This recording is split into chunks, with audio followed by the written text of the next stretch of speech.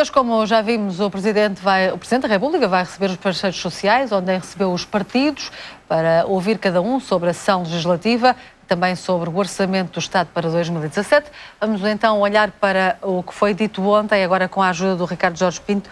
Ricardo, bom dia. Perante o que ouvimos hoje, perante as reações de cada um, não muito, enfim, sem grandes novidades, mas sim, perante o que disseram ontem, depois da audiência com o Presidente, que cenário podemos antever? Eu acho que Marcelo Rebelo de Sousa nunca deixou de ser analista político e certamente que está preocupado em particular com a posição do Partido Comunista, que tem deixado alguns avisos sérios relativamente àquilo que vai ser a negociação do Orçamento de Estado para 2017. E será com essa preocupação como pano de fundo que Marcelo Rebelo de Sousa quis tomar o pulso àquilo que é a estabilidade governativa. E terá tido alguns sinais, que me parecem neste momento os mais razoáveis e expectáveis, de que não há a curto prazo esse cenário de uma crise política. Isso foi dito de forma muito clara, sobretudo pelo Bloco de Esquerda. À direita, aquelas que são as divergências entre PSD e CDS, dão também a entender que dificilmente Pedro Passos Coelho e Assunção Cristas quererão neste momento desencadear uma ruptura com o atual governo. A incógnita está exatamente naquilo que será a posição do Partido Comunista, em particular em relação àquilo que é o aumento salarial para 2017. E aí poderá haver algum ruído que, de alguma forma, o Presidente da República quis, nesta altura, placar, em particular até se calhar, e mais importante, com as conversas que terá agora com os parceiros sociais. Hoje alguma imprensa dá conta de que os partidos de esquerda poderão estar dispostos a aceitar esse tal congelamento salarial. Poderá haver aí, noutras medidas, alguma contrapartida que ajudem a convencer nesse sentido? Eu penso que será isso que o Partido Comunista quis dizer, isto é, para fazer a cedência nessa matéria que eles consideram ser muito relevante, terá que haver depois outras contrapartidas, em particular naquilo que diz respeito ao bem-estar das pessoas, ao aumento da capacidade de poder de compra, que pode ser depois obtido através de outras medidas que contrabalancem uma eventual congelação dos salários para o futuro. E, portanto, há aqui um cenário de muita negociação, de alguma diplomacia e também de algumas cautelas, sabendo-se que António Costa tem aqui, na verdade, uma oportunidade privilegiada para, por exemplo, ir para eleições antecipadas, argumentando que não lhe deixaram fazer o percurso que ele queria e, eventualmente, tentando, sozinho ou em coligação com o Bloco de Esquerda, uma maioria absoluta. Seria esse o cenário mais provável? Ia perguntar-te qual seria o papel nesse cenário de cada um dos partidos que apoia o governo. Uma coligação com o Bloco de Esquerda seria o mais provável?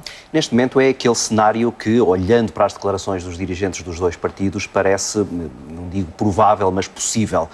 O Partido Comunista se tem distanciado um pouco, mas também se percebe que dificilmente, nesta altura, essa coligação a dois poderia ser executada. O Bloco de Esquerda está bem mais confortável com um pé na oposição e um pé no governo, ou dominando de alguma maneira o governo, do que entrando agora para um executivo onde certamente iria ter problemas com divergências que, de caráter ideológico e programático, existem com o Partido Socialista. Os dados da economia são sempre, muita da atuação política também tem por base os dados que vão sendo divulgados a propósito da economia.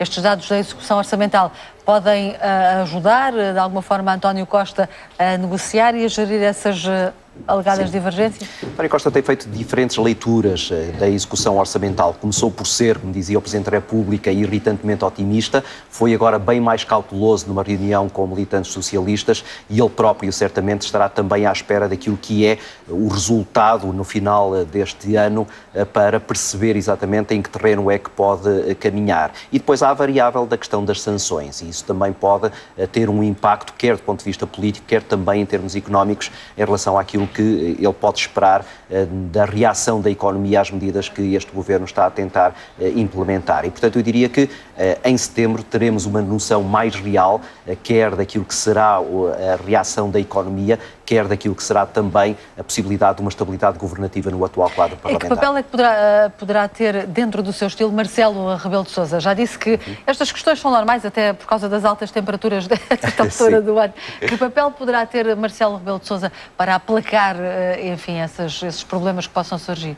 Muito importante. De resto, ele tem ganhado popularidade que lhe é muito útil útil no momento em que eventualmente possa ter que tomar uma decisão um pouco mais polémica. Se ele estiver em altos níveis de popularidade, como está agora... Já a decisão de vetar a questão dos transportes já, de alguma forma, mereceu algumas críticas, nomeadamente do Bloco de Esquerda. Pois, e é isso que ele sabe que tem que gerir muito bem. E se percebendo a possibilidade de uma crise política nesta altura, ele tem que jogar, neste momento, o tal trunfo daquilo que foram os créditos de popularidade que ele foi ganhando. Mas o papel dele será absolutamente essencial. A questão da estabilidade governativa foi uma das suas apostas. Se ela não se concretizar, Marcelo Rebelo de Sousa terá aí a sua primeira derrota. Obrigada, Ricardo Jorge Pinto. Bom dia. Ficam aqui a análise do comentador da RTP.